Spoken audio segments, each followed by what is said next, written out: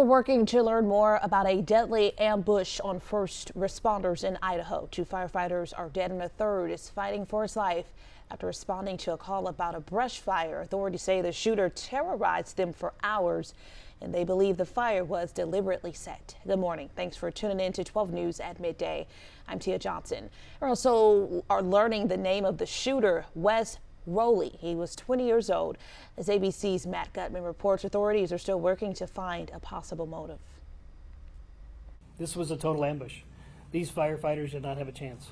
It was 1:21 p.m. Sunday, and firefighters were responding to a routine wildfire call, racing to this black smoke seen off a local trailhead. Right now, there's an active shooter zone. But as firefighters prepared to battle the flames, suddenly shots ringing out from the hills above. They're shot. Everybody's shot up here. Law enforcement, code 3 now up here. 2 firefighters were killed, another wounded, all of them ambushed. I'm pinned down behind Battalion 1's rig. It's clear to me that this fire was set intentionally to draw us in. Sirens heard throughout the neighborhood as roughly 300 law enforcement and first responders from Idaho and Washington state raced to the scene. First really started hearing the sirens as far as kind of going up and down there. And immediately just kind of the tension really just kind of went up as far as all around town. Officials delivering their grim assessment. We do believe that the suspect started the fire, and we do believe that it was an ambush and it was intentional.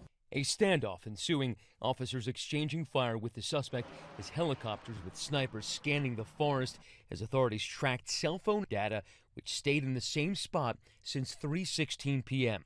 Eventually finding the man dead with a weapon nearby.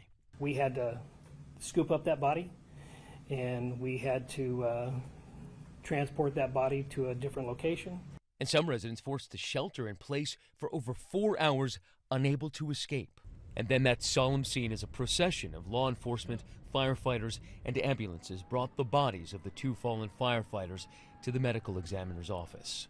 Officials saying there's simply no training for this kind of situation. This is something that we don't train for. It's not something we expect. It's not something our firefighters should have to deal with. And now that tight-knit community left reeling. Somebody lost their mom or their dad, or somebody's wife or husband isn't coming home tonight. Matt Gutman, ABC News, Los Angeles. Once again, the shooter has been identified as 20-year-old Wes Rowley, but today officials confirmed that he was the only shooter. Now they're focused on determining a possible motive.